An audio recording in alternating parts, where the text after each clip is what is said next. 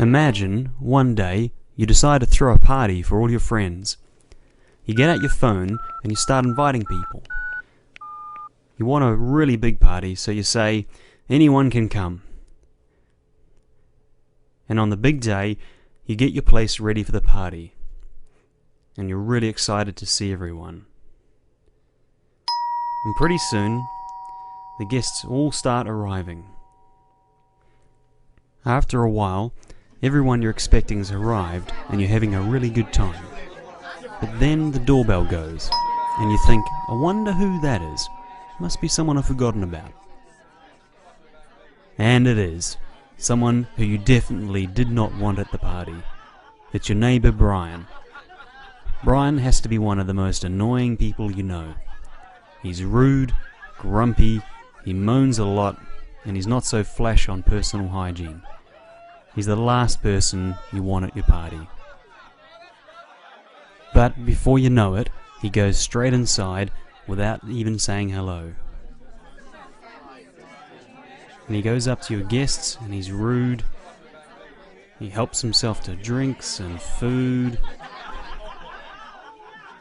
And he generally acts a little weird towards your friends. And understandably, you feel pretty upset, embarrassed and angry. And before long, you go over to Brian and tell him, that's it, it's time for you to go. And you throw him out of your party. And once he's gone, you feel relieved. You go back to the party and start to enjoy yourself. But after a while, you hear the doorbell again. And when you go to check who it is, you realize Brian has come back.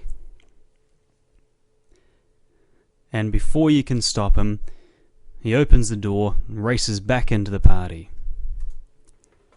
So you go out and get him and throw him out again.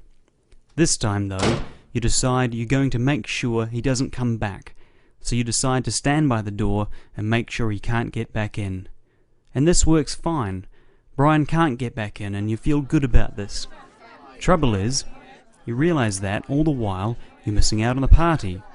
You can hear everyone else outside having a good time. You want to be out at the party too. But because you can't stand Brian, you can't risk him coming back in again. And you don't know what to do.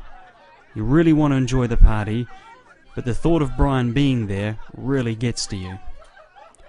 After a while, you realize that, actually, this party is pretty important to you, and you want to be with your friends, and the very least just to make sure they're okay.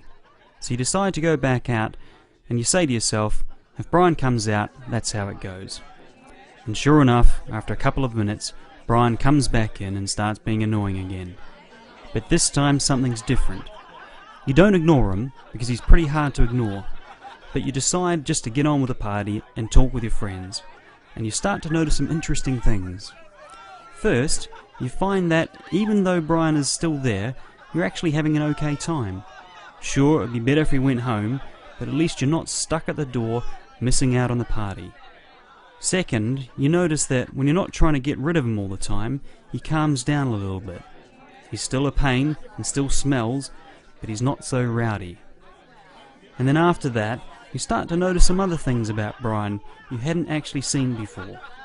Like that he has a quirky sense of humour, even though it's buried pretty deep. And he even makes a couple of friends of yours laugh.